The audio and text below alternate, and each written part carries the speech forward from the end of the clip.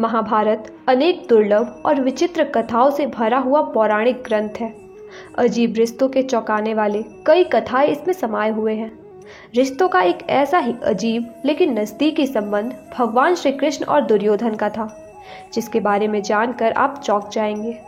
दरअसल भगवान श्री कृष्ण और दुर्योधन आपस में एक दूसरे के समधी थे। तो आइए जानते हैं कि उनके बीच ये संबंध कैसे और कब बना। नमस्कार मित्रों, आप सभी का नई जिंदगी में तहे दिल से स्वागत है। मित्रों, महाभारत के अनुसार भगवान श्री कृष्ण के पुत्र सांब और दुर्योधन तथा भानुमति की पुत्री लक्ष्मणा एक दूसरे से बेहद प्रेम करते थे। सांब भगवान श्री कृष्ण और रामायण काल के जामवंत की पुत्री जामवंती के पुत्र थे।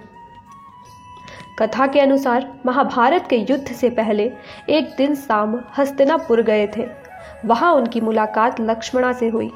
लक्ष्मणा और सांब पहली मुलाकात में ही एक दूसरे से प्यार करने लगे।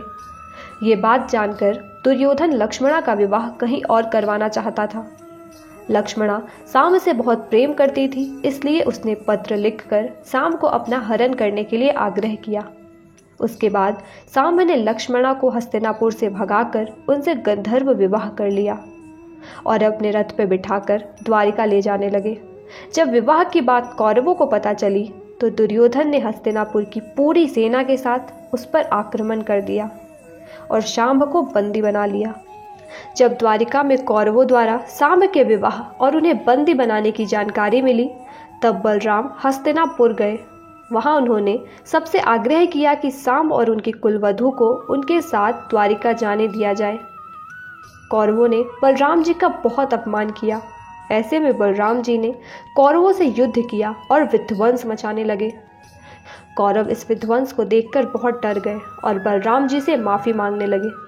उसके बाद कौरवों ने सांब को अपना दामाद स्वीकार कर उन्हें बंदी से मुक्त कर दिया तथा सांब और लक्ष्मणा को बलराम जी के साथ द्वारिका भेज दिया।